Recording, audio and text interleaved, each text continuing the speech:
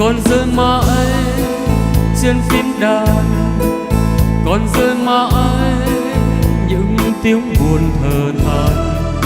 Đã lâu rồi nụ cười vắng trên môi.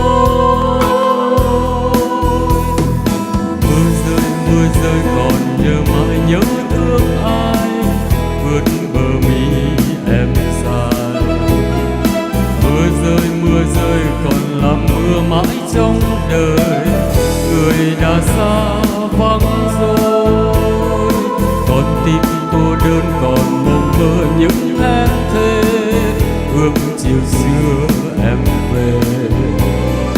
Trốn đi bao nhiêu kỷ niệm xưa mãi tôn thờ, cuộc tình còn ước mơ.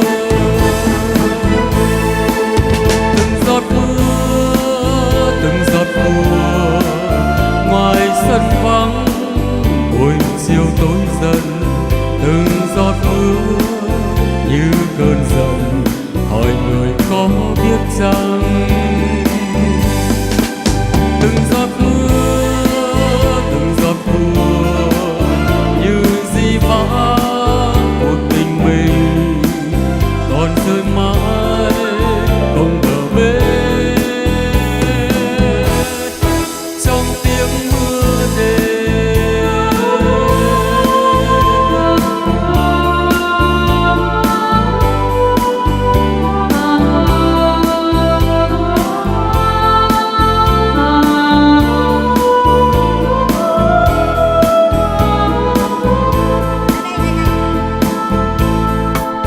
còn rơi mãi trên phím đàn, còn rơi mãi những tiếng buồn thở than. Đã lâu rồi nụ cười vắng trên môi.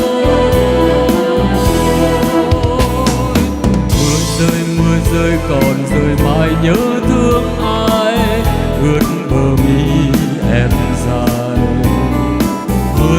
Mưa rơi còn làm mưa mãi trong đời, người đã xa vắng rồi.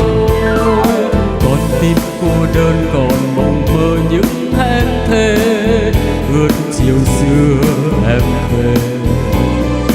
Trốn đi bao nhiêu kỷ niệm xưa mãi tôn thờ, cuộc tình còn ước mơ. Từng giọt mưa ngoài sân vắng, buổi chiều tối dần. Từng giọt mưa như cơn giận, hỏi người có biết chăng.